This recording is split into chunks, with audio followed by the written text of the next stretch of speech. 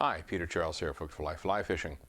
And one of the casting problems I've seen for years and years and years, same problem, lots of different people have it, is that they cast a very poor back cast. They don't know what's going on behind them. And so as a consequence, we get these big, wide open, sloppy loops. The line is often hitting the ground or hitting the water behind them. And if you have a bad back cast, your forward cast is going to be terrible too.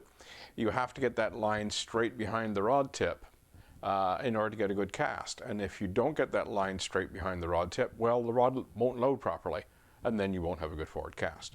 So I've got a little bit of footage here to show you a technique that you can use while you're practicing.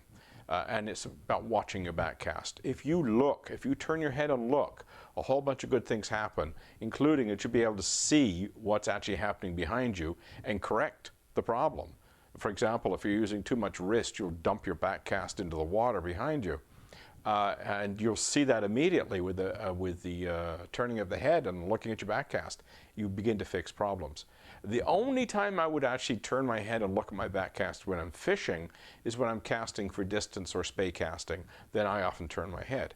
But in regular trout fishing, you wouldn't actually do that when you're fishing. You have to be concentrated on the target. But when you're practicing, get that head on a swivel, turn around and look what's happening. So let's look at the footage. Now, when you're learning, a lot of the problems we get into is with the back cast. If you have a bad back cast, you have a bad forward cast. There's no getting away from it. And the trick to getting a good back cast is simply to watch the back cast. You will get a better back cast if you look. And I've noticed when I've taught people is that their back cast goes badly when they're focused on the target. But when you're learning, you should really stand sideways and be able to see both the back cast and the forward cast. And when you can see both like that, and turn your head and watch, you'll be able to see if you're making mistakes back there.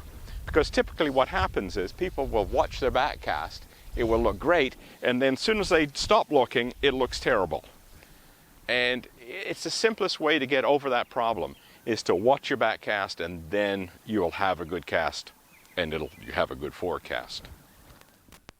Okay, you can see it's pretty simple.